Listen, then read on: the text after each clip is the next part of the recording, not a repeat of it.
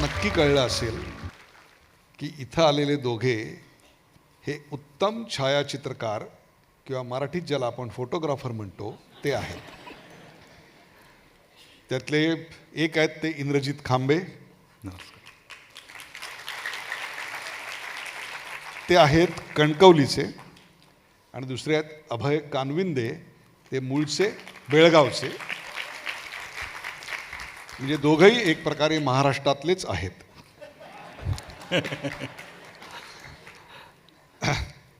अर्थात ते फोटोग्राफर आहेत हे आपल्याला मायमिंगमधनं कळलंच आहे. पण एक गंमत आहे मित्रांनो, त्यांच्या मुलाखतीला सुरुवात करण्या अगोदर त्यांची कलाकृती म्हणून त्यांनी काढलेले जे फोटो आहेत ना, त्यातले काही फोटो मी तुम्हाला दाखवणार आहे आणि नंतर मुलाखतीला सुरुवात करणार आहे. बरोबर आहे? ओके. आपण तुमची गाय ही सिरीज आहे ना, ती एक गाय ही सिरीज पाहूया का? गाय. वाह वाह.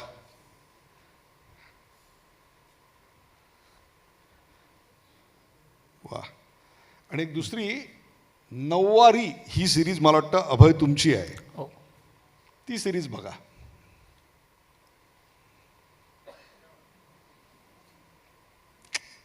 वाह.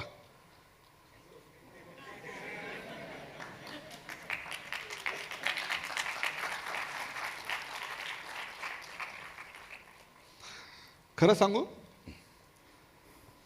तुमच्या टाळ्या खूप कमी होत्या.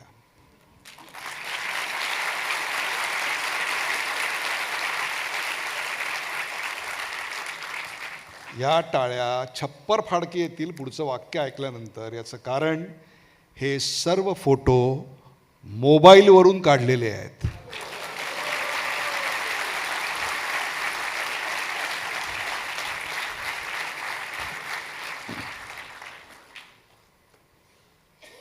इंद्रजित, दिस इज अमेझिंग. थँक्यू. आणि एका साध्या मोबाईलवर DSLRच्या तोंडात मारेल इतके अप्रतिम फोटो काढणं, यामागे त्या photography is not all about camera, it is about the person holding the camera. आणि ते हात आणि ते डोळे तुमचे आहेत. कणकवली हे तसं महाराष्ट्रातलं एक कोकणातलं एक गाव. त्या गावाला थोडंसं महत्त्व आलं, त्याचं कारण राजकीय आहे. करेक्ट. परंतु त्या गावात राहून तुम्ही आज मोबाईल फोटोग्राफीवर उत्तम राहताय, स्वतःचं पोट भरताय, आणि त्याहीपेक्षा इतकं प्रचंड नाव कमावताय की 2012 साली मला वाटतं ॲपल ह्या कंपनीनी तुम्हाला एक विशेष निमंत्रित म्हणून कामगिरी सोपवली. ती कामगिरी काय होती? 2019 साली, थोडंसं करेक्ट करतो मी. तर ती अपॉर्च्युनिटी समजून घेण्यापूर्वी एक थोडंसं मागे जातो. मी आधी एक कणकवलीसारख्या ठिकाणी कॉम्प्युटर सेल सर्व्हिसचा व्यवसाय मी 2002 सालापासून करत होतो. आणि 2012 साली ज्यावेळी मी ठरवलं की फोटोग्राफी ॲज एक सेल्फ एक्सप्रेशन मीडियम किंवा कलेचं म्हणून काहीतरी आपण फोटोग्राफी मी ज्यावेळी ठरवलं करायचं, कोइन्सिडेंटली त्यावेळी माझा व्यवसाय मोबाईलमुळेच डाऊन झाला. कम्प्युटर मी विकायचो आणि जसे स्मार्टफोन मार्केटमध्ये आले, ऑल ऑफ अ सडन कम्प्युटरची गरज संपली. आणि माझ्यापुढे मोठं प्रश्नचिन्ह होतं की मी आयुष्यात आता पुढे माझा संसार आणि ह्या सगळ्या गोष्टी चालवायच्या कशा. कारण कणकवलीसारख्या ठिकाणी तुम्हाला पटकन दुसरी अपॉर्च्युनिटी मिळणं किंवा लगेच दुसरं काहीतरी व्यवसाय सुरू करणं किंवा नोकरी करणं ह्या गोष्टी पॉसिबल नसतात. तर मी 2012 सालीपासून मी फोटो काढत होतो आणि 2016-17 साली मी पहिला स्मार्टफोन घेतला, 6,000 रुपयाचा साधा रेडमी कंपनीचा फोन. कारण तो सर्वात स्वस्त फोन त्या काळात होता. आणि त्याचे पुढचं एक 6 महिने मी त्याच्यावरती फोटो काढत होतो. आणि फोटो काढत असताना अभयशी मी अधेमध्ये बोलत असायचो. आणि मला असं वाटलेलं की एक 12-13 हजारचा तरी ॲटलिस्ट फोन आपल्याला मिळावा की जेणेकरून थोडेसे चांगले फोटो काढता हवेत. पण माझं सगळं खर्च हे सेव्हिंगवरती चाललेले असल्यामुळे पटकन 12,000 रुपये घालून कुठला फोन घेणं ह्याच्यासाठी मला 1 वर्ष प्लॅनिंग करायला लागेल. तर मी अभयला नेहमी डिस्कस करायचो की अरे मला फोन घ्यायचा आहे, हा घेऊ का तो घेऊ का, नुसतं डिस्कस करायचं, घ्यायचा नाही आहे. आणि असं करत करत करत एक दिवशी अभयनेच मला फेसबुकवरती एका कॉम्पिटिशनवरती टॅग केलं पेजवरती. तर ती मोबाईल फोटोग्राफीची कॉम्पिटिशन होती आणि त्याला फर्स्ट प्राईज होतं आयफोन 8, त्यावेळीचा जो लेटेस्ट फोन होता. तर मी रेडमीने काढलेला एक फोटो त्याला पाठवून दिला. त्यानंतर विसरूनही गेलो मी ते. आणि मग त्या कॉम्पिटिशनचा रिझल्ट लागला. त्यानंतर एक आठवडा झाला आणि आठवड्याभरानंतर मला कुठल्या तरी मित्राने मला फोन केला अभिनंदन करायला, की तुला असं असं फर्स्ट प्राईज मिळालं. म्हटलं कुठल्या कॉम्पिटिशनमध्ये? मी ते विसरूनही गेलेलो, कारण ते 3-4 महिन्यापूर्वीची गोष्ट होती. आणि मग मला तो आयफोन 8 मिळाला त्यावेळी. आणि तो हातात आल्यानंतर त्यातली ही गंमत अशी होती, म्हणजे हा फ्लोचार्ट समजून घेणं पण गरजेचं आहे, की कसं एका गोष्टीमुळे दुसरी गोष्ट घडत जाते. आणि तो फोन हातात आल्यावर माझ्या डोक्यात कॅल्क्युलेशन सुरू झाली, की 70,000 रुपये मार्केट प्राईज आहे. आपल्याला 12,000चा फोन हवा होता, आता आपल्या हातात 70,000चा फोन आला आहे. तर हा विकूया आपण आणि 12-13,000चा आपण एक फोन घेऊया आणि उरलेल्या पैशात आपण 2-3 महिने संसार चालवू शकतो. कोकणी विचार आहे. हां. तर असा तो डोक्यात माझ्या विचार घोळायला लागले. आणि अजून एक असाच मित्र होता पुण्यातला. तर ज्या लोकांनी ती कॉम्पिटिशन घेतली त्यांची कुरिअर सर्व्हिस कणकवलीत नव्हती. त्यांनी तो पुण्याला पाठवला माझ्या मित्राकडे. आणि तो मित्र मला घेऊन आल्यानंतर मी त्याला म्हटलं, असं माझं प्लॅनिंग आहे की मी हा विकणार आहे तसाच. तर त्याला ते करून द्यायचं नव्हतं मला. तो म्हणाला की मला असं 100% खात्री आहे की ह्याच्यामध्ये फरशीचा तुकडा आहे, कोणी फोन देत नाही फर्स्ट प्राईज म्हणून. आणि त्याने माझ्या पुढ्यात तो ओपन केला आणि माझ्या हातात ठेवला, तो हा वापरायचाच. आणि मी तो वापरायला सुरुवात केली आणि विदिन अ इयर मला ॲपल कंपनीने भारतातली ती ॲपलची पहिली असाइनमेंट होती, जी ॲज अ फोटोग्राफर मला मिळाली. त्या ॲपलचे काही फोटो आहेत आपल्याकडे? हो आहेत. बघूया आपण. हो. सो बेसिकली ही ॲपलची जी सिरीज होती, ह्याचा कॉन्सेप्ट असा होता, हे परत गमतीशीर आहे. मला एक दिवशी ॲपल हेडक्वार्टर्समधनं मेल आला की होळीसाठी आपल्याला काहीतरी करायचं आहे. आणि प्रायमरी माझ्या ज्या ॲग्रीमेंट्स वगैरे साईन झाल्यावर माझं फायनल झालं की मी ॲज अ फोटोग्राफर या असाइनमेंटवरती काम करणार. तर त्यावेळी त्यांनी सांगितलं की होळीसाठी लोक एकमेकांवरती रंग टाकतायत. हा खूप क्लिशे झालेला आहे आणि हा सगळीकडे कंटाळलीत लोक हे बघायला. तर आपण होळी नव्याने कशी इंटरप्रिट करू शकतो. वा. तर त्यावेळी मला बहिणाबाई चौधरी आठवल्या. तर बहिणाबाई चौधरींचा एक किस्सा मी वाचलेला. त्याच्यामध्ये बहिणाबाई चौधरी गुलमोहराचं झाड लावत होत्या आणि त्यांच्या मुलाने सोपानदेवने त्यांना विचारलं की आई, हे झाड तू का लावतेस? ह्याला ना फळं तर काही लागत नाहीत.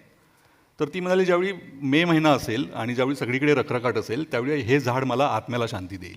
तर सगळ्या गोष्टी पोटासाठी नसतात करायच्या, काही गोष्टी आत्म्यासाठी पण करायच्या असतात.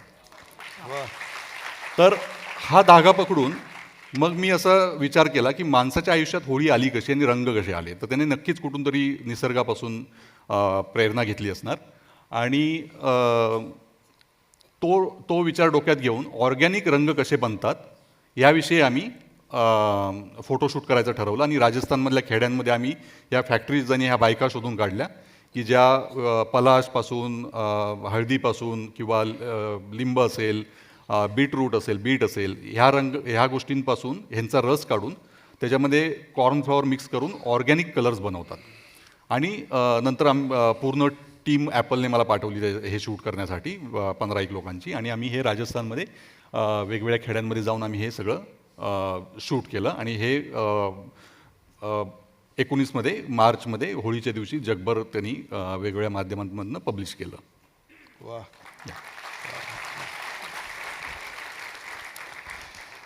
अभय, इंद्रजितचं कळून चुकलं की काय पद्धतीनं त्यांनी मोबाईल फोटोग्राफीमध्ये प्रवेश केला आणि एक प्रकारे कलेचं एक वेगळं दालन आमच्यासमोर उघडं केलं.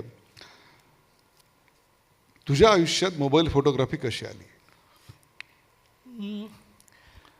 मी पुण्यामध्ये बेळगावहून 2003 साली आलो आणि मी व्यवसायाने इंटिरियर डिझायनर आहे. आणि मला असं आठवतं की 2007 साली माझ्या मते मी एक कॅमेरा घेतला होता. इंटर्नशिप माझी झाली आणि नोकरीला लागलो तर मी एक कॅमेरा घेतला होता, काहीतरी 40,000 रुपयाचा कॅमेरा घेतला होता. बॉसकडनं पैसे वगैरे घेतले होते मी उधारी आणि तसं तो कॅमेरा घेतला. आणि मला असं वाटतं की मी आठवडाभर फक्त तो घरामध्ये वापरायचा प्रयत्न केला, वापरला नाही, प्रयत्न केला. आणि मला लक्षात आलं की मी कॅमेरा घेऊन रस्त्यावरती जाऊ शकत नाही. त्याची कारणं खूप आहेत, म्हणजे थोडासा लाजरा स्वभाव असल्यामुळे असेल किंवा अजून काही. पण मी तो काही कॅमेरा घेऊन बाहेर पडलो नाही आणि तो कॅमेरा घरातच राहिला. 2013 साली मित्र काही फोटोग्राफर होते, म्हणजे त्यांची माझी ओळख फेसबुकवरून झाली होती. तर त्यांचे मी 2007पासून फोटोज फक्त बघायचो. आणि तो फोटो बघता बघता बघता म्हणजे एक मंगेश भायडे म्हणून माझा एक मित्र आहे, त्याचे खूप साधे फोटो असतात, सायकल चालवणारी लोकं, आणि मुंबईचाच आहे तो, दादरचा. तो मुंबईचं जीवन तो फोटोजमधनं दाखवायचा, आणि ते मला एवढं आवडलं की 2013-14 साली माझ्या मते डिसेंबर का जानेवारी महिन्यामध्ये मी नेक्सस 5 मोबाईल घेतला गुगलचा. तो एक 25,000चा वगैरे असेल त्यावेळेला. तो मी घेतला आणि त्याच्याने फोटो काढायला लागलो. आणि ते फोटो काढता काढता इंस्टाग्रामवरती ते फिल्टर असतात अनेक प्रकारचे, बऱ्याच जणांना माहिती असतील. तर ते फिल्टर मी वापरायला लागलो. आणि ते फिल्टर वापरल्यानंतर तो मला फोटो असा क्षणामध्ये खूप भारी वाटायला लागला होता, जे मला आज अजिबात वाटत नाही. म्हणजे ते फिल्टर एवढे घाण असतात. पण त्यावेळेला मला असं, मी एवढा खुश झालो स्वतःवरती काहीही न करता. मला असं ते खूप भारी वाटलं. आणि मग मी फोटो काढायला लागलो. आणि 2-3 मित्रांनी माझ्या मते मला ते खूप चढवलं की अरे तू खूपच भारी फोटो काढतोस. म्हणजे ते त्यांनी खरं तर खोटंच बोलले होते, ते आजही म्हणतात. पण मला ते मी मनावरती घेतलं. आणि ती माणसं मला आवडत होती. मुळात मी जे फोटो काढतोय ते सब्जेक्ट मला आवडत होते. ते फोटोग्राफी म्हणून चांगले नव्हते खरं सांगायचं तर, पण मला ते सब्जेक्ट आवडत होते म्हणून मी काढत गेलो. आणि त्या मित्रांनी पण मला काही खरं सांगितलं नाही. सो त्याच्यामुळे मला असं पण वाटतं. मग हे जे सब्जेक्ट आहेत, रस्त्यावरचे अनेक सब्जेक्ट आहेत, ते नेमके दिसले कुठे? काय झालं? What is it that behind it की जे तुम्हाला सापडले? आता रस्त्यावरती म्हणजे आता काय होतं, मी इंटिरियर डिझायनर आहे, माझी स्वतःची प्रॅक्टिस आहे. माझे क्लायंट हे मोस्टली उच्च मध्यमवर्गीय, श्रीमंत, अतिश्रीमंत असे आहेत. आणि आता बहुतांश इकडची जी जनता आहे ती बहुतेक मध्यमवर्गीय किंवा उच्च मध्यमवर्गीय आहे, ज्यांनी बऱ्याच लोकांनी घरामध्ये इंटिरियर करून घेतलं असेल. सो मला ही सगळी लोकं काय करतात काय नाही करतात हे माहिती असतं. ज्यावेळेला मी इंटिरियरच्या साईटवरती जातो, घरामध्ये मला असं हवं तसं हवं ज्यावेळेला कळतं, आणि ह्यांच्याशी मीटिंग करून ज्यावेळेला मी 5 ते 10 मिनटामध्ये ज्यावेळेला मी रस्त्यावरती येतो, त्यावेळेला मला एकदम कॉन्ट्रास्ट जाणवतो, म्हणजे ह्यांच्यातला आणि ह्यांच्यातला. आणि मला कळत नव्हतं की अरे हे काय आहे. म्हणजे मग रस्त्यावरती सायकल चालवणाऱ्या बाया असतील, रस्त्यावर झोपलेली लोकं असतील, आणि म्हणजे भीक मागणारी मुलं असतील, फुलं विकणारी मुलं असतील. एका वेळेला ती फुलं पण विकतात आणि लगेच फुलं पाठीमागे टाकून लगेच भीक मागायला पण येतात. आणि म्हणजे मग त्यांना, म्हणजे मला पूर्वी असं वाटायचं की ही मुलं म्हणजे रस्त्यावरती घाण करतात. ॲक्च्युली करतातच, तो भाग वेगळा. पण थोडीशी मला एक 12-15 वर्ष वगैरे असं वाटत होतं की अरे खूपच घाण करतात. त्यामुळे मला जर असं यांच्याकडे दुर्लक्ष करावंसारखं वाटत होतं. पण इंटिरियर फ्रीलान्सिंग करायला लागल्यानंतर मला ही लोकं जास्त अशी जवळची वाटायला लागली. म्हणजे आता ऑब्व्हियसली ही म्हणजे माझी जी लोकं आहेत ज्यांच्यावरती माझं पोट आहे, त्यांच्याबरोबर पण तीही माणसं आवडतातच. पण ह्यांच्यातला कॉन्ट्रास्ट जो आहे तो मला खूप भावतो. असं त्यांनी जी सायकल किंवा सायकल चालवणाऱ्या ती नेमकी सिरीज, आणि लक्षात घ्या यातला एकही फोटो DSLRवर काढलेला नाही. हे साध्या तुमच्या आमच्या हातातल्या मोबाईलवर काढलेले सर्वोत्तम फोटो आहेत. याचं कारण तुम्हाला मी सांगतो. आज फेसबुकवर दिवसाला फक्त 2 अब्ज फोटो अपलोड केले जातात आणि व्हॉट्सॲपवर 900 कोटी फोटो रोज अपलोड होतात. त्यातले सर्वोत्तम फोटो काढणारी ही जोडगोळी आहे. जसं पटकथेच्या क्षेत्रामध्ये सलीम जावेद आहेत, तसं मोबाईल फोटोग्राफीमधले हे सलीम जावेद आहेत. त्यांची सायकल ही फोटोग्राफी बघा.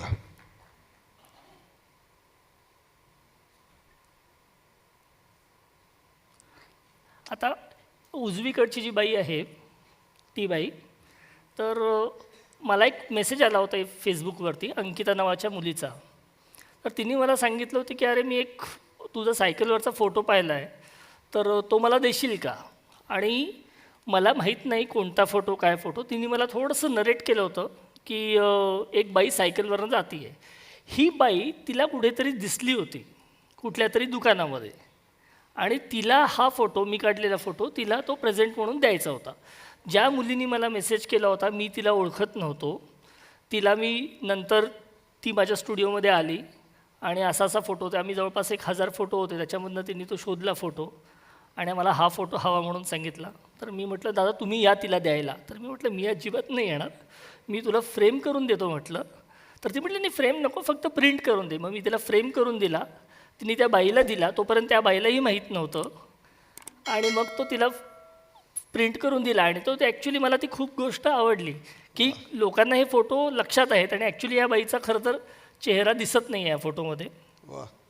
आणि ह्या बघितल्या बाया तर ह्या सगळ्याच्या सगळ्या घरकाम करणाऱ्या बाया आहेत आणि ह्यांचा मिनिमलिझम मला खूप आवडतो. म्हणजे ह्या बऱ्याचशा साड्या घालून सायकलवरनं जात असतात आणि ह्यांचा जो नीटनेटकेपणा असतो ना तो खूप असतो. म्हणजे आवरणं म्हणा, त्या सायकलवरती चढणं, रस्त्यावरनं सायकल घेऊन चालणं, हे खूप छान असतं. वा, क्या बात आहे. इंद्रजित, प्रत्येक कोकणी माणसाला कलेचं वेड असतं, तसंच तुम्हाला रंगभूमीचं वेड होतं आणि प्रायोगिक रंगभूमीवर तुम्ही काही काळ उत्तम सेवा बजावली होती. त्या प्रायोगिक रंगभूमीवर काम करण्यामुळे एक प्रोसेनियम आर्टची दृष्टी येते. त्याचा काही फायदा मोबाईल फोटोग्राफीमध्ये झाला? त्याबद्दल मला खात्री नाही आहे. कुठल्याही जी गोष्ट तुम्ही करता आयुष्यात, भले तुम्ही त्यात फेल व्हाल, त्याचा फायदा होतोच. याबद्दल मी ठाम आहे. म्हणजे मला एक असं उदाहरण वाटतं की जर तुम्ही पत्त्यांचा बंगला एक 10 मजली उभा करणार असाल आणि तो जर प्रत्येक वेळी पडत असेल, तो प्रत्येक वेळी पहिल्या मजल्यावर नाही पडत, तो प्रत्येक वेळी वेगळ्या मजल्यावर पडतो. कारण तुमचं अंडरस्टँडिंग चेंज होत राहतं आणि अंडरस्टँडिंग तुमचं वाढत राहतं, ज्यामुळे तुम्ही प्रत्येक वेळी वेगळ्या स्टेपवरती पडता. तर प्रॉब्लेम असा असतो की एकदा पडल्यावर परत तुम्ही तो उभा करायला घेणार आहे का? तर तसं माझं थिएटरचं झालं. मी 2002 पासून नाटक बघत होतो, नाटक करत होतो. पण समहाऊ 8-10 वर्ष त्याच्यात काम केल्यानंतर आणि 2008 साली मी नॅशनल स्कूल ऑफ ड्रामाचं 1 महिन्याचं वर्कशॉप केलं आणि त्याने माझे डोळे खाडकन उघडले. ते अशा अर्थाने उघडले की आपल्यापैकी बरेच लोक कुठली ना कुठली कला जोपासत असतो आपण, कधी ना कधी कुठल्या तरी टप्प्यावर आपण जोपासलेली असते. पण कला एक छंद म्हणून करणं आणि कला एक प्रोफेशन म्हणून करणं ह्याच्यात प्रचंड जमीन आसमानाचा फरक आहे. आणि मी नॅशनल स्कूल ऑफ ड्रामाच्या वर्कशॉपमध्ये जे लोक कला ही त्यांची प्रोफेशन आहे, त्या लोकांशी ज्यावेळी 1 महिना काम केलं, त्यावेळी माझ्या लक्षात आलं की डॉक्टर किंवा इंजिनियर किंवा वकील किंवा जे काही एक टिपिकल आपली फील्ड्स आहेत, त्या फील्डमध्ये जर तुम्हाला 10 वर्ष द्यावी लागत असतील, जर तुम्हाला निष्णात होण्यासाठी, तर कलेमध्येही द्यावी लागणार. कला अशी नाही की तुम्ही दिवसाला 1 तास करून तुम्ही त्याच्यात एक्सपर्ट होणार. तर ती एक क्लॅरिटी मला त्या थिएटरच्या दिवसांमधनं आली की जर मी दुसरं मीडियम कुठलं शोधलं तर ते सोपं नसणार आहे आणि जर मला खरंच त्यात काय करायचं असेल तर मला 10 वर्षाचं प्लॅनिंग केलं पाहिजे. त्यामुळे 2008-09 पासून माझी प्रोसेस सुरू झाली की काय मी वेगळं करू शकतो आणि मग मला कॅमेरा हे सुचलं. कारण कॅमेरामध्ये जसं थिएटरमध्ये तुम्हाला 10 लोकांचे मूड सांभाळून काम करायला लागतं, तसं कॅमेऱ्यासोबत गरज नाही. तुमचा मूड आणि तुमचा कॅमेरा तुम्ही उचललात, तुम्ही गेलात आणि तुम्ही शूट केलं आणि तुम्ही कोणाला आन्सरेबल नाही आहे. तर मग 2012 साली ज्यावेळी मी कॅमेरा घेतला त्यावेळी मला फ्युचर माझं काहीच दिसत नव्हतं की नेमकं मला काय, मी कुठे पोचणार हे माहीत नव्हतं. पण मला एक कन्फर्म माहीत होतं की 2022पर्यंत तरी ॲटलिस्ट मी गिवअप करणार नाही. 10 वर्ष मी असा एकही दिवस घालवणार नाही की ज्या दिवशी मी फोटो काढला नाही.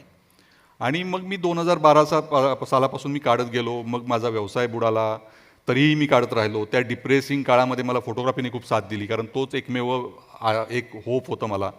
आणि 2019 साली ज्यावेळी ॲपलची असाइनमेंट मिळाली तेव्हापासून माझं करिअर पूर्ण चेंज झालं आणि आता मी पूर्ण वेळ फोटोग्राफर आहे आणि मी त्याच्यावरतीच माझं चांगली लाईफस्टाईल मी जगतोय गावात, त्या आमच्या कणकवलीसारख्या ठिकाणी राहून, आणि तिथनंच राहून मी काम करतोय सगळीकडे फिरून.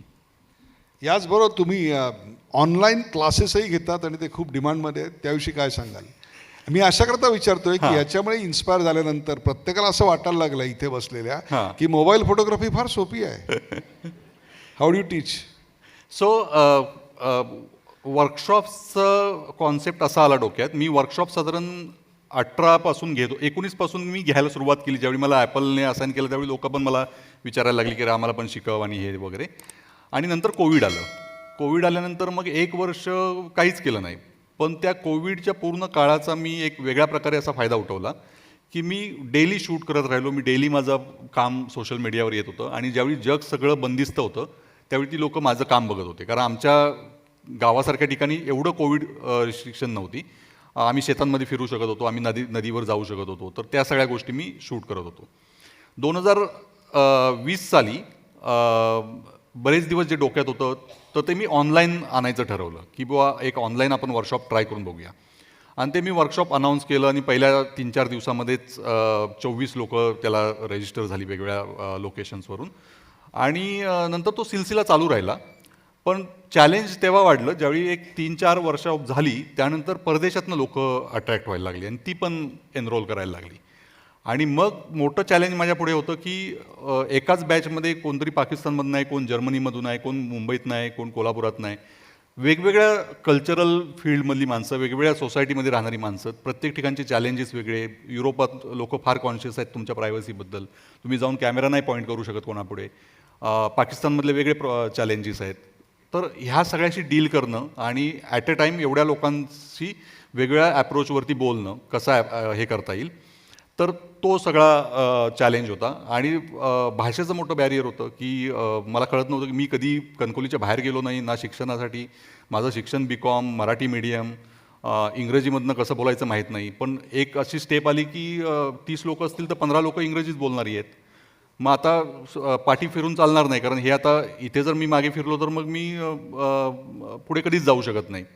आणि मग मी एक धाडस करून मी सुरू केलं आणि मग आता सर्व वर्कशॉप्स माझी इंग्रजीतनं होतात. मी खूप ग्रॅमॅटिकल मिस्टेक करत असेन, पण लोकांना एक कसं होतं, मला एक लहानपणापासून मला अशी एक शिकवण मिळत गेली की तुला जर इंग्रजी आलं नाही ना तर तुझ्या स्किलना काही अर्थ नाही आहे. हे एक मिडल क्लास मराठी फॅमिलीमध्ये आपल्याकडे बोललं जातं. मी उलटं म्हणतो की पहिलं तुमची स्किल डेव्हलप करा. इंग्रजी येणं हे तुम्हाला पुश करेल, पण त्याचं कम्पॅरिझन नाही होऊ शकत की तुम्हाला इंग्रजी येत नाही म्हणून तुम्ही काहीच नाही. हे ॲब्सोल्यूट चुकीचं आहे. तुम्ही त्या भाषेशिवायही आत्ताच्या काळात तुम्ही नाव कमवू शकता तुमच्या कलेच्या जीवावरती. आणि जर ती भाषा शिकायची असेल तर जसं अश्विन म्हणाला, एक वेगळ्या भाषेमध्ये आपण बोलू शकतो, विचार करू शकतो, हा एक वेगळा आनंद असतो. आणि आता मी पूर्ण वेळ म्हणजे मी वर्षातनं 4 ऑनलाईन वर्कशॉप्स घेतो आणि त्यातनं जे मिळणारे पैसे आहेत ते मला पुरेसे होतात माझं संसार चालवण्यासाठी आणि सगळ्यासाठी. आणि बाकीचा वेळ मी 8 महिने मी स्वतःच्या एक्सप्लोरेशनसाठी फिरू शकतो, प्रवास करू शकतो. वाह, क्या बात है.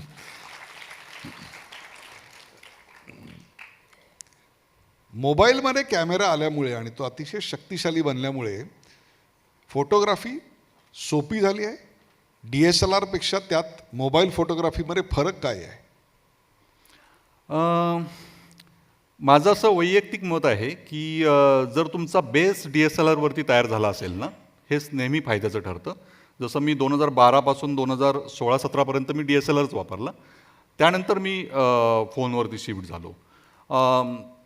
फरक ॲज सच काही नाही आहे. At the end of the day तुम्ही काय रिझल्ट्स देता आणि तुम्ही काय स्टोरी सांगता तुमच्या फोटोतनं, हेच फार महत्त्वाचं आहे. पण काही वेळेला असं होतं की जी जुनी माणसं आहेत फिल्मवरती काम केलेली किंवा एक वेगळ्या काळामध्ये काम केलेली, तर त्या माणसांचं असं मत असतं की हे खूप सोपं झालं. पण सोपं झाल्याबरोबर ॲक्सेस पण आला ना. आज जसं तुम्ही म्हणालात की जर दिवसाला एवढे करोडो फोटो अपलोड होत असतील तर त्यातनंही, फॉर एक्झाम्पल ॲपलचं उदाहरण घ्यायचं झालं तर ॲपलने शूट केलेले हजारो लाखो करोडो फोटो दिवसाला अपलोड होतात. पण त्या ह्याच्यातनं कंपनीने माझ्यापर्यंत पोचणं, तर त्या सगळ्या कॉम्पिटिटिव्ह ह्याच्यामध्ये सुद्धा तुम्हाला तुमची आयडेंटिटी जपावीच लागते. म्हणजे चांगला फोटो हा त्याचा तो ट्रॅव्हल करतोच. त्यामुळे मला असं वाटत नाही की फोनने सोपं काही झालं. सोपं काहीच झालेलं नाही आहे. उलटं त्याने खूप ॲक्सेसिबल झाली आर्ट. भरपूर लोकांना ॲक्सेसिबल झाली, भरपूर लोकं शूट करू लागली आणि फोटो काढू लागली. मित्रांनो, ॲक्सेसिबल झाली हा जरी मुद्दा असला तरी त्याच्यातली गुणवत्ता, क्वालिटी हा अतिशय महत्त्वाचा भाग आहे. म्हणूनच पुढचा प्रश्न त्यांना नाही तुम्हाला आहे. मागच्या अख्ख्या वर्षात ज्यांचा फोटो काढला गेला नाही अथवा ज्यांनी फोटो काढला नाही मोबाईलवर, अशाने हात वर करा. Not a single. बरोबर. पण यांचेच फोटो वेगळे का दिसतात आपण पुढच्या एका सिरीजमध्ये बघूया. ती सिरीज आहे कोकणातल्या माणसांनी काढलेली दशावतारांच्या फोटोची सिरीज.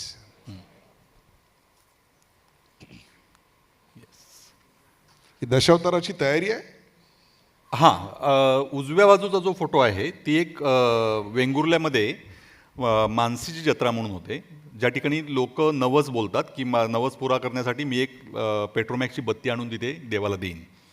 आणि ते गावकरी संध्याकाळी जर तुम्ही त्या जत्रेला गेलात तर वेगवेगळ्या गल्ल्यांमधनं ते लोक पेट्रोमॅक्सच्या जळत्या बत्त्या घेऊन चालताना दिसतात आणि त्या आणून मग तिथे त्या वरती अडकवल्या जातात त्या मांडवावरती आणि त्याच्या उजेडात खाली तो दशावतार साजरा होतो. ओमप्रकाश चव्हाण फार मोठा नट आहे दशावतारमधला आणि स्त्री भूमिका करतात ते आणि जवळपास गेल्या 40 वर्षामध्ये त्यांनी 8,000हून जास्त प्रयोगांमध्ये त्यांनी काम केलं आहे. आणि ओमप्रकाश यांच्याबरोबर मी साधारण नॅशनल स्कूल ऑफ ड्रामामध्ये मी ज्यावेळी वर्कशॉप करत होतो त्यावेळी त्यांना तिथे एक लेक्चर द्यायला बोलवलेलं. तेव्हापासून मी त्यांच्यासोबत मी काम करतो आहे, डॉक्युमेंटेशन करतो आहे. पण सुरुवातीपासून मला त्यांचा एक फोटो असा हवा होता की एका फोटोमध्ये त्यांची गोष्ट कळली पाहिजे. आणि जवळपास 6-7 वर्ष मी त्यांच्यासोबत काम केलं. मी जवळपास 100 गावांमधनं त्यांच्यासोबत फिरलो असेन. आणि सिंधुदुर्गामध्ये फक्त कलेबद्दल चर्चा करायची म्हटली तर मला हा एकमेव माणूस तिथे जाणवतो की ज्याचं अंडरस्टँडिंग कलेचं खूप डीप आहे. तर हा फोटो मी गोव्यामध्ये काढला की जिथे मी त्यांना दोन्ही रूपामध्ये दाखवू शकतो की एक स्त्रीच्या रूपामध्ये पण आणि पुरुषाच्या रूपामध्ये पण आणि तो एक मिस्ट्री एलिमेंट त्या फोटोमध्ये आहे.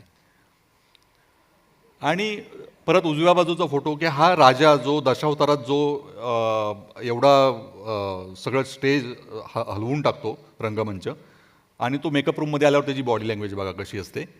आणि ही सगळी कष्टकरी माणसं असतात, लेबर करणारी शेतकरी आणि 200 रुपये नाईट मिळते त्यांना कामासाठी पूर्ण रात्रभर जागण्याची. पण तरीही ते का करतात? कारण तो जो एक 4-5 तासाचा जो टाईम असतो स्टेजवरचा त्या वेळामध्ये त्यांना असं वाटतं की मी सगळं कंट्रोल करतोय. कारण लोक त्यांच्या ओव्हरऑल त्यांच्या सर्व थिएटरकील ॲक्टमुळे स्तब्ध झालेली असतात, त्यांचं ऐकत असतात. एरवी त्यांना गावामध्ये ते फार सामान्य माणसं असतात. आणि डाव्या बाजूचा अगेन मला असं वाटतं की माझ्या बालपणी पण मी असेच दशावतार पाहायचो जाऊन.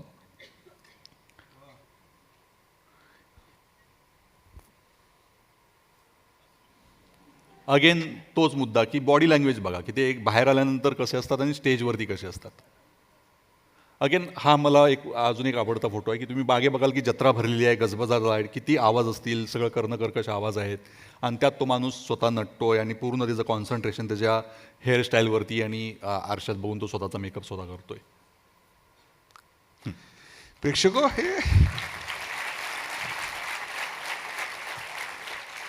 हे सगळं 6,000 रुपयाच्या फोनवर काढलंय यावर खरोखरच विश्वास. हे फोटोग्राफ्स आयफोनवरचे आहेत.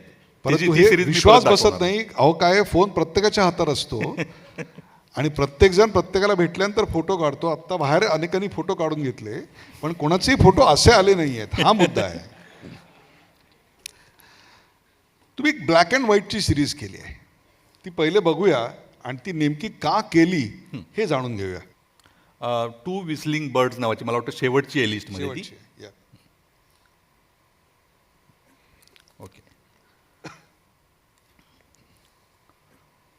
सो हे सर्व फोटोग्राफ्स मी परत त्या रेडमी फोनवरतीच काढलेत आणि माझी मुलं आणि सर्व फॅमिली आमचं जे तो जो काळ होता मी जो सांगितला की ज्या काळामध्ये मला काम नव्हतं तर हेच काम होतं माझं की सतत यांना घेऊन जाणं बाहेर आणि यांचे फोटोग्राफ्स काढणं. वा सुंदर आहे.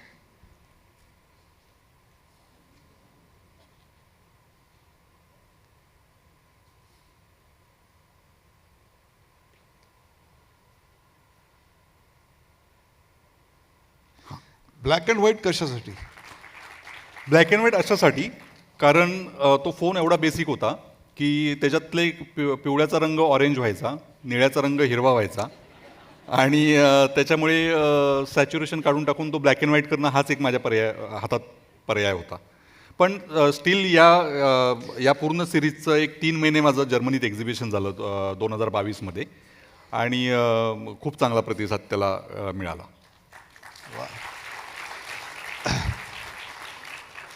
तुम्ही जे दिसतं ते शूट करता अभय का ज्याच्यात सौंदर्य असतं ते शूट करता? दिसतं ते. मग त्यात सौंदर्य कसं टिपता? आम्हालाही दिसतं ते आम्ही काढतो की. मला असं वाटतं की ते मी इंटिरियर डिझायनर असल्यामुळे मला फ्रेम्स खूप छान पटकन दिसतात आणि त्या फक्त कट केल्या तर लोकांना लक्षात येते की अरे खूप बरं दिसतं. आणि आम्ही रोज या ठिकाणावरनं जातो पण मला का असं दिसत नाही. प्रेक्षक, आपण जाताना गल्लीमध्ये अनेक दारं खिडक्या बघतो, वाडे बघतो. यांच्या नजरेला दिसली दारं खिडक्या बघायच्या आहेत?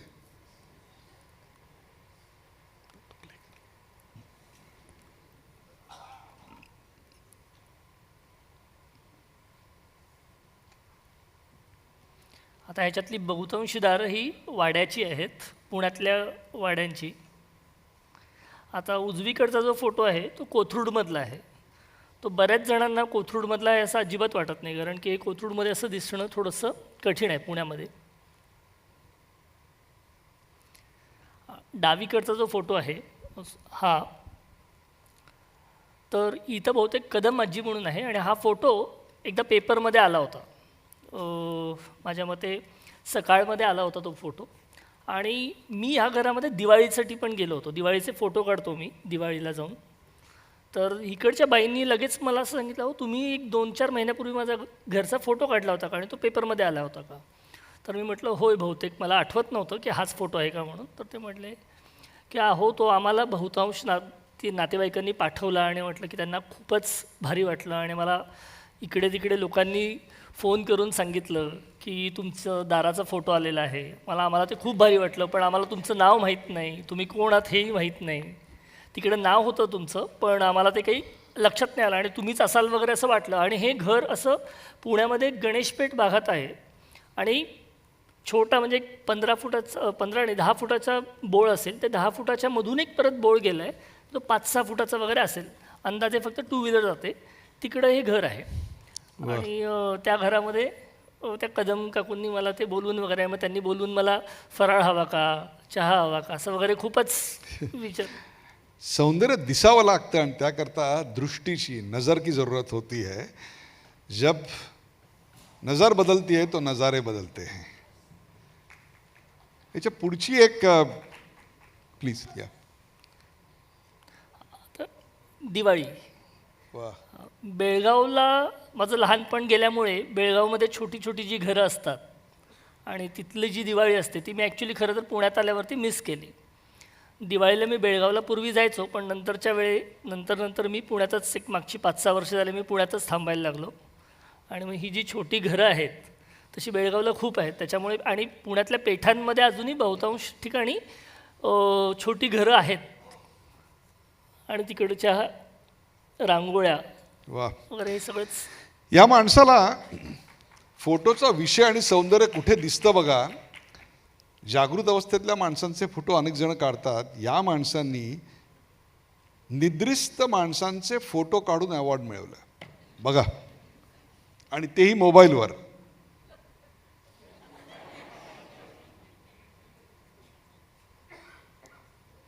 आता जो लहान मुलाचा जो फोटो आहे तो मी फेसबुकवरती टाकला होता. माझा एक शिशिर नावाचा मित्र आहे, तर त्याला एक फोटो टाकायच्या आदल्या दिवशी, ते आय थिंक आठवड्याभरापूर्वी त्याला मुलगी झाली होती.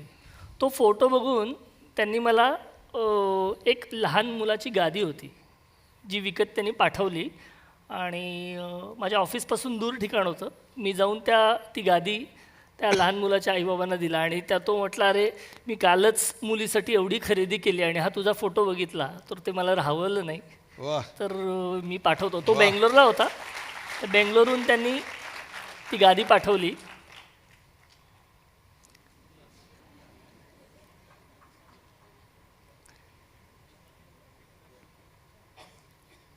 आणि साईटवरून ज्यावेळेला मी इंटिरियरच्या साईटवरून ज्यावेळेला रस्त्यावरती येतो, बऱ्याच वेळेला मी चालत जातो, आणि कधीकधी रिक्षातून पण जातो, त्याच वेळेला मला ही जी माणसं दिसतात, तर त्यावेळेला मला असं वाटतं की अरे ही खूप सुखी आहेत. खरं तर ती नसतात, पण मी माझ्या मनाच्या समाधानासाठी मला जे वाटतं ते मी समजून घेतो की ही खूप सुखी असतात म्हणून.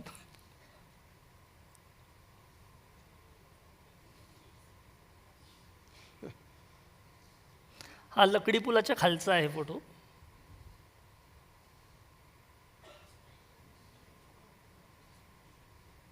वा. हा गेली 5-6 वर्ष दुपारी पुण्यात 1 ते 4 जो पुण्यातला झोपेचा वेळ असतो, तो ऑलमोस्ट 2 ते 4 या वेळेमध्ये हा माणूस, इकडे मी जिकडून फोटो काढला तिकडे त्याची सायकल असते, आणि तिकडे थोडं पाठीमागे ट्रॅफिक असतं, हा तिकडेच झोपलेला असतो. पुण्यात लोक 1 ते 4 झोपतात. हे तुम्ही बोललात हे बरं झालं, नाही तर ते बिल अलीकडे माझ्या नावावर बरेच वेळा फाडलं गेलेलं आहे.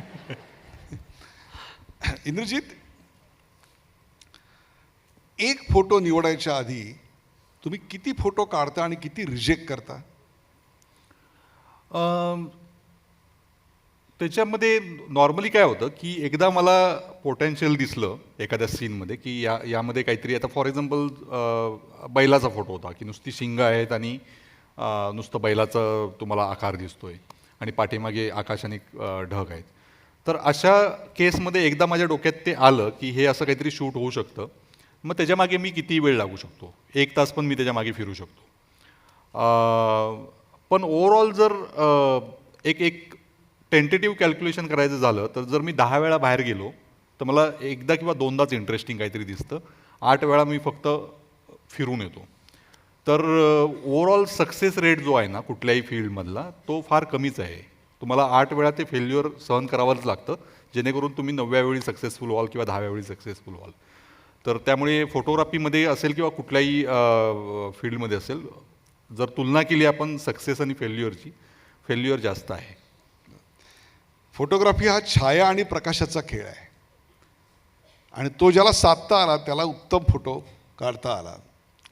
DSLRमध्ये हे ॲडजस्ट करता येतं आपल्याला, ॲपरेचर ॲडजस्ट करून. आणि बरोबर ज्या वेळेला फोटो काढायचा असतो तो क्षण आला की एक क्लिक दाबली की तुम्हाला पाहिजे ते मिळतं. मोबाईलमध्ये तेवढ्या प्रकारची सोय उपलब्ध नाही, विशेषतः ॲपरेचरच्या बाबतीत. मग हा प्रकाश आणि छाया याचा खेळ कसा साधता? मोबाईलमध्ये ते अवेलेबल नाही हा मोठा गैरसमज आहे, ज्याचा आम्हाला फायदा होतो, कारण बरीच लोक ते वापरत नाहीत फीचर्स. मोबाईलमध्ये सगळं होऊ शकतं. मी नेहमी असं, आता माझ्या वर्कशॉप्सना येणाऱ्या पार्टिसिपंटना मी नेहमी सांगतो की तुम्ही तुमचं जे काही टूल आहे, जसं मी ते 6000च्या फोनने काढलेले ब्लॅक अँड व्हाईट फोटो आहेत, ते तुम्ही समजून घ्या. मुळात तुमचं वाद्य समजून घ्या आणि ते एवढं मास्टर करा की तुमच्या तालावरती ते तुमचा मोबाईल चालला पाहिजे किंवा जे काही तुम्हाला समोर दिसतंय तर त्या तालावरती तुमचा मोबाईल चालला पाहिजे. तर बरेचदा आपण बघतो की जे शास्त्रीय संगीतामध्ये जे वाद्य वाजवणारे एक निष्णात कलाकार असतात, तर ते वाजवता ते स्वतःही आनंद घेत असतात. पण हेच जर तुम्ही शिकायला गेलाय पेटी, तर तुम्ही आनंद नाही घेऊ शकत, कारण तुम्ही पूर्ण कॉन्शियसली तुमचं ते नोट्स आणि त्या सगळ्या गोष्टींवरती सगळा मेंदू तुमचा ऑक्युपाय झाला आहे. पण हेच ज्यावेळी तुम्ही 10 वर्ष पेटी वापरता त्यावेळी तुमची मसल मेमरी डेव्हलप होते आणि मग तुमचं सगळं कॉन्सन्ट्रेशन तो आनंद घेण्यावरतीही असतं आणि वाजवण्यावरतीही असतं. तसंच फोटो काढताना जर तुम्ही ते टूल मास्टर केला तर ॲट अ टाईम तुम्ही तो क्षणसुद्धा एन्जॉय करू शकता आणि तुम्ही त्याचा फोटोही घेऊ शकता. या दोन्ही गोष्टी त्याच्यामध्ये होतात. जे सामान्य दिसणारे प्रसंग आहेत, सामान्य दिसणाऱ्या फ्रेम्स आहेत, त्या तुमच्या परिसर स्पर्शाने असामान्य होतात. त्या काय होतात त्या आत्ता आपण पाहिल्या. परंतु जे मुळातच असामान्य आहे, त्या असामान्याचे फोटो या मंडळींनी कसे काढलेत ते बघूया. हम्पी हॉस्पिटलचे फोटो आहेत, जे मुळातच सुंदर आहे. सो हम्पी म्हटल्यानंतर जर आपण गुगल केलं हम्पी फोटोग्राफी किंवा हम्पी फोटोग्राफ्स, तुम्हाला सर्व पेजवरती तुम्हाला हम्पीच्या मंदिरांचे फोटो दिसतील, तिथली मॉन्युमेंट्स आणि मंदिरं यांचे. पण त्याच्या व्यतिरिक्त हम्पी काय आहे, इंटेरियरमधली लोकं काय आहेत, कशी जगतात, आणि हम्पीचा जो एक असा मिस्टिरियस असा एक व्हाईब आहे त्या जागेमध्ये, ते काय आहेत. तर मी ज्यावेळी पहिल्यांदा हम्पीला गेलो 2017-18च्या दरम्याने, तर त्यावेळी मी एक ठरवून गेलेलो की मी त्या टाईपचे फोटो नाही काढणार, ते खूप काढून झालं आहे, मी वेगळ्या प्रकारे हम्पी एक्सप्लोर करणार. आणि तो मी धागा सगळ्या फोटोंमध्ये साधण्याचा प्रयत्न केला. जसं डावीकडचा फोटो आहे त्यात ते माकड हवेत तरंगताना दिसतंय तुम्हाला, उजवीकडचा फोटो आहे त्यात 4 माणसं आहेत पण 5 त्यातल्या ज्या सावल्या आहेत त्या 5 लोकांच्या आहेत. ओके, मधली मुलगी आहेत, परत ते तिथल्या लँडस्केप्सची लोकांचं कनेक्शन. हा जो मधला फोटो आहे त्या दगडाच्या खाली तुम्ही उभं राहायचं नाही धाडस करू शकत, पण ती मुलगी उभी आहे तिथे, कारण तो दगड एक अतिशय छोट्या सरफेसवरती बॅलन्स झालेला आहे. कारण त्या मुलीने कधी ऐकलं नाही तो दगड पडलेला, ना तिच्या वडिलांनी ऐकलं, ना तिच्या आजोबांनी ऐकलं, ना त्यांच्या पंजोबांनी ऐकलं. त्यामुळे काय ट्रस्ट असू शकतो त्या लँडस्केपबद्दल लोकांचा, ते मला जाणवायला लागलं.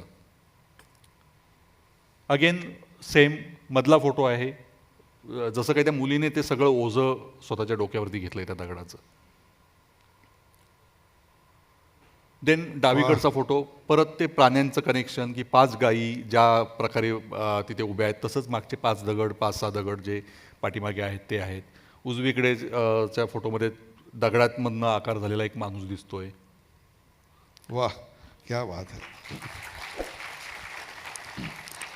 माणसं, पाळीव प्राणी, दारं, खिडक्या, दगड, धोंडे हे सगळे आपल्या आजूबाजूला असतात, पण त्यात सौंदर्य बघायची दृष्टी मात्र फार कमी लोकांना आढळते. आणि ती सौंदर्याची दृष्टी मिळाल्यामुळे ज्याला आपण काय म्हणू तो परिसर स्पर्श त्यांना लाभतो. Because a good photo is not only communicating the fact, it also changes the person. आज फोटोग्राफी सुरू केल्यानंतरचे इंद्रजित आणि अभय आणि आत्ताचे अभय याच्यात नेमका काय फरक झाला? डोरोथियो लँग नावाची एक फोटोग्राफर आहे. तिचं एक सुंदर कोट आहे, camera is the instrument which teaches you to how to see without a camera. एकदा तुम्ही कॅमेऱ्याच्या नजरेतनं बघायला लागलात मग तुमच्याकडे कॅमेरा नसला तरी तुम्हाला जग सुंदर दिसायला लागतं. कारण सतत काय तुम्ही कॅमेरा लावून नाही फिरत, कळलं. कॅमेरा तर तुमच्या खिशात असतो किंवा फोन खिशात असतो. पहिलं तुम्हाला ते सौंदर्य दिसायला लागतं, मग तुम्ही कॅमेरा बाहेर काढता आणि त्याचं शूट करता. तर ते मला वाटतं ते सगळ्यात मोठं माझ्या आयुष्यात चेंज झाला असं म्हणता येईल. आणि दुसरी गोष्ट मला असं वाटलं की मी त्या कणकवलीसारख्या गावातच राहून परत मी ग्लोबली पण झालो, बाउंड्रीज त्या मी क्रॉस केल्या, माझे भरपूर मित्र झाले जगभर. तर ते एक त्या कम्फर्ट झोनमधनं बाहेर पडणं जे असतं ते मला वाटतं फोटोग्राफीने मला मिळवून दिलं. यातल्या अनेकांना तुमचे कोर्स करता येणार नाही आहेत, काही जण निश्चित तुमच्या कोर्सेसला येतील, पण जे येऊ शकणार नाही आहेत त्यांच्यासाठी म्हणून मोबाईलवर उत्तम फोटो काढण्याच्या 5 चांगल्या टिप्स सांगा.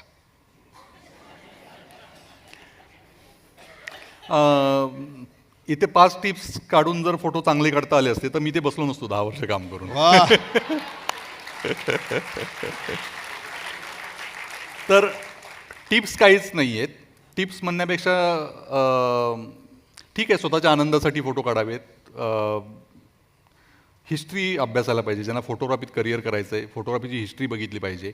एक अमेरिकन विवियन मायर नावाची फोटोग्राफर होती. तुम्हाला एक सुंदरसा किस्सा सांगतो मी. फोटोग्राफी का करावी, तर विवियन मायर 2007 साली एका माणसाला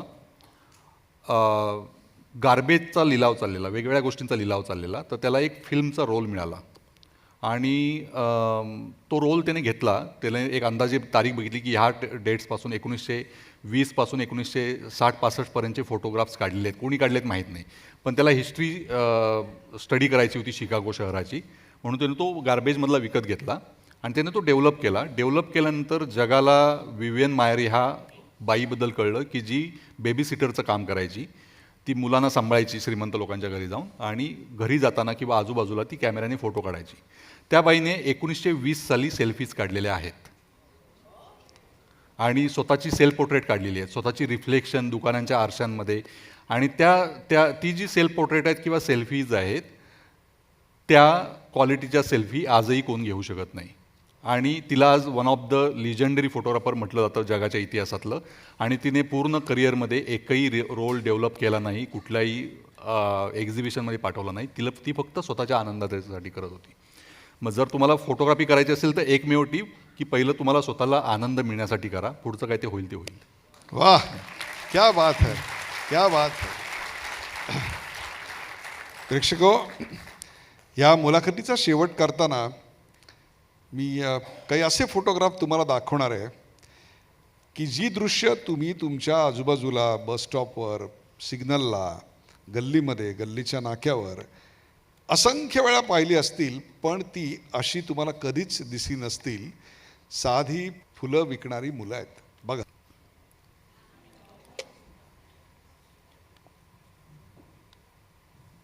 वाह वाह वाह, क्या अँगल लिया आहे.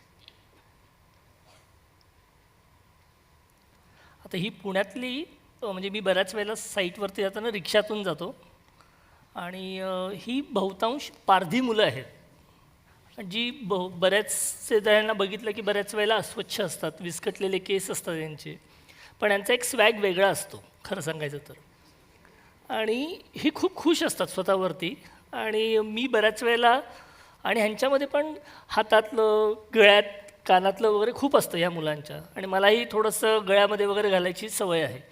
बऱ्याच वेळेला हे मला फुलं विकत नाहीत, ते माझ्याकडे येऊन पहिला मी गळ्यात काय घातलं हे बघतात. आणि फ़ोटो निकालो जितना निकालना है लेकिन मुझे वो गले का कहाँ से लिया है वगैरे असं विचारतात. आणि ते खूप छान वाटतं मला ते.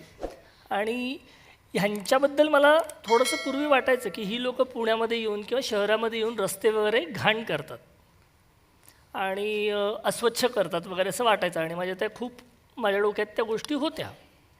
पण ह्यांच्याशी ज्या वेळेला मैत्री झाली, ह्यांचे ज्या वेळेला मी फोटो काढायला लागले, तर सगळ्या ज्या काही माझ्या ह्यांच्याबद्दलच्या ज्या काही गोष्टी होत्या त्या सगळ्या पूर्णपणे गेल्या. आणि बहुतांश ही मुलं जी आणि ह्यांचे आईबाप जे काही असतात ते फक्त आणि फक्त सिग्नलवरती असतात. आणि सिग्नलला घाण वगैरे करतात असते ही सगळी जरी गोष्ट असेल, पण शहर हे त्यांचंसुद्धा आहे.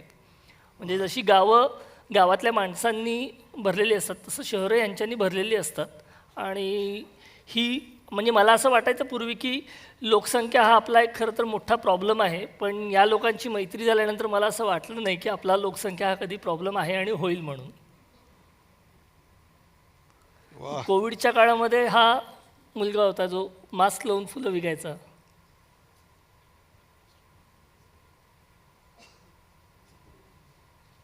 ह्यांच्या प्रत्येकाच्या गळ्यामध्ये काही ना काहीतरी तुम्हाला दिसेल.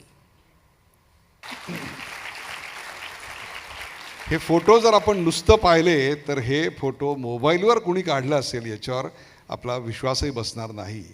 कसं असतं, एखादा चांगला पदार्थ जेव्हा आपल्या ताटात पडतो ना, तेव्हा तो ज्या सुंदर चांदीच्या अशा नक्षीदार अशा पातेल्यातून पडतो, त्यामुळे तो सुंदर होत नाही, चविष्ट होत नाही, तर तो बनवणाऱ्याच्या हाताची चव त्याच्यात उतरते, त्याच्या आयुष्याची मेहनत त्यात जाते, तेव्हा तो पदार्थ चविष्ट होतो. ही माणसं फोटो काढत नाहीत, चेहरे टिपत नाहीत, तर त्या चेहऱ्यामागचा आत्मा टिपतात.